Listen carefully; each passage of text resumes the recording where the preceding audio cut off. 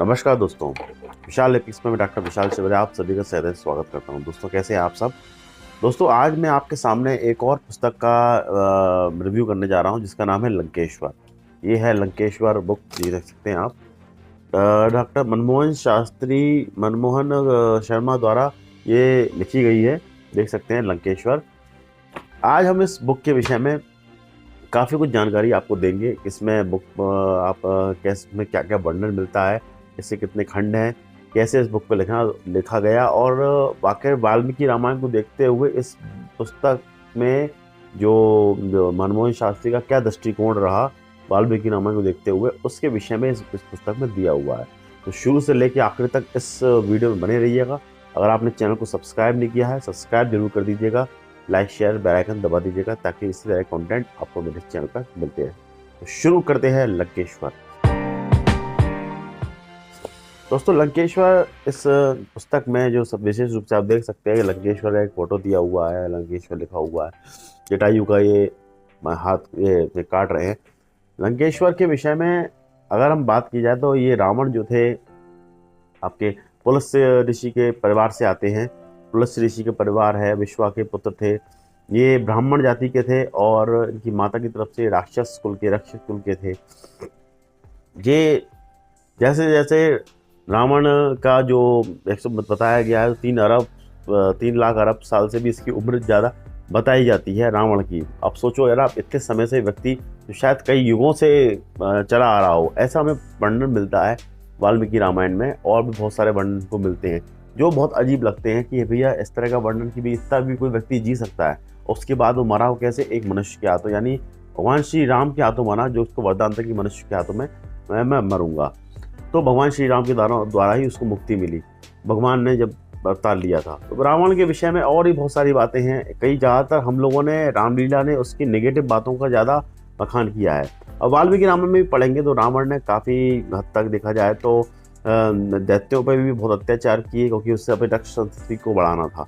अपनी रक्ष संस्कृति को बढ़ाने के लिए उसने अपने जीजा का भी की हत्या की थी। विद्युत जीवा नाम के उसके जीजा थे, उसकी हत्या की थी। इससे कारण सूर्पनखा नाराज हुई और सूर्पनखा ने वो षड्यंत्र रचा, जो दिखा हुआ है कि षड्यंत्र रचा, किसी तरह से वाल्मीकि राम जी के द्वारा उसको रावण को मरवा दिया।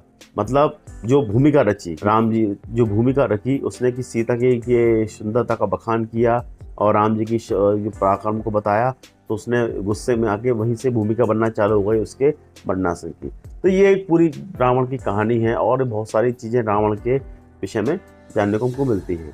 लेकिन दोस्तों रावण यहीं तक सीमित नहीं था। रावण की अपने आप में एक, जैसे कि बताते हैं, भगवान शिव का परम भक्त था और भगवान शिव ने भक्त के रूप में स्वीकार किया था। शिव तांडव स्तोत्र हम सुनते आ रहे हैं, रावण के द्वारा ही रचा गया है।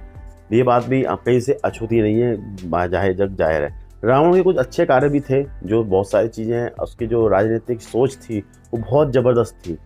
उसके विषय में भी हमें दृष्टिकोण रखना चाहिए था। उसके विषय में उसमें दृष्टिकोण अगर हम कहेंगे तो हमारे दृष्टिकोण से देखा जाए तो वो चीज़ बिल्कुल सटीक बैठती है कि रावण एक बहुत पराक्रमी, एक बहुत इंटेलिजेंट व्यक्ति था। उनके ज्ञान के, उनकी सोच के विषय में हम सोच नहीं सकते। हालांकि वो बहुत समय तक जिया, उसके जो भाई है विभीषण वो तो अमर ही है। शूर्पणखा भी उसको वर्णन मिलता है कहीं ना कहीं, आज भी जीवित है। ऐसे वर्णन हमको मिलते हैं। तो आज हम बात करते हैं दोस्तों पहले रावण की लंकेश्वर किताब के विषय में।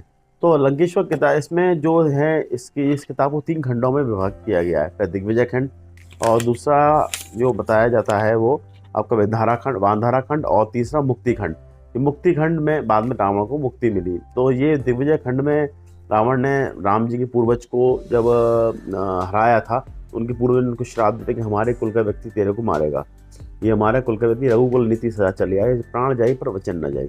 यहाँ से शुरू होती है पूरी वाल्मीकि रामायण। इस किताब को मैंने देखा तो पूरी वाल्मीकि रामायण, और वाल्मीकि रामायण का बेसिक रूप से उत्तरकांड जो है उसकी पूरी उन्होंने उसी से कहानियों को बनाया है।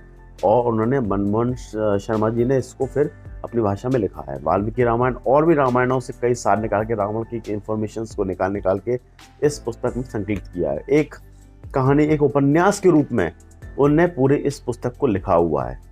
तो ये किताब अपने आप में एक अच्छी किताब है। इससे काफ़ी हद तक हमें वाल्मीकि रामायण की भी नॉलेज होती है, रावण के किए हुए कार्यों की नॉलेज होती है कि रावण ने कौन कौन से अच्छे कार्य किए, रावण ने कौन कौन से बुरे कार्य किए, कौन से हमारे दृष्टिकोण से अच्छे हैं, कौन से हमारे दृष्टिकोण से बुरे हैं। ये सब चीज़ें इस बुक के माध्यम से हमको पता चलती हैं। तो दोस्तों आप डिस्प्ले पे चल के मैं इस बुक को एक बार आपको ब्रीफली दिखा देता हूँ, फिर आप डिसाइड कीजिए बुक आपको पढ़नी चाहिए कि नहीं पढ़नी चाहिए। तो चलिए डिस्प्ले पे चलते हैं। तो ये है दोस्तों लंकेश्वर नाम की पुस्तक, जो मनमोहन सामा शाही द्वारा लिखी गई है। रावण उद्धत और पंडित तो उच्च चरित्र उजागर करती हुई उपन्यासिक कृति, मतलब उसके चरित्र को उजागर करती है। इसके विषय में उन्होंने ये लंकेश्वर के विषय में पूरी पूरी बातें इसमें जो बताई गई हैं, कहाँ कैसे कैसे इसका अनुभव Lankeshwar Radha Krishna publication paper box PACS से ये प्रकाशित होती है। ये मैंने दोस्तों ज्ञान मंदिर से खरीदी थी, ग्वालियर से, बहुत साल पहले मैंने खरीदी थी। इसकी पुस्तक की कीमत बताते हैं तो ये 495 रुपये की कीमत है। अब इसके रेट थोड़े से रिवाइज हो गए, मैंने तो बहुत समय पहले ली थी। तो ये आपके मदन मोहन शर्मा द्वारा लिखी गई है। अब ये आप इसको देखेंगे पुस्तक को, तो इसके 3 खंड हैं। 3 खंडों में ये विभाजित किया गया है, देख सकते हैं आप। जैसे आप देखिए दिग्विजय खंड, विंदारा खंड और मुक्ति खंड, 3 खंडों में इसको विभाजित किया है। बाकी पूरी किताब आपको उपन्यास के थ्रू, एक जैसे उपन्यास चल रहा हो इस तरह से पूरी किताबें आपको ये किताब दिखेगी।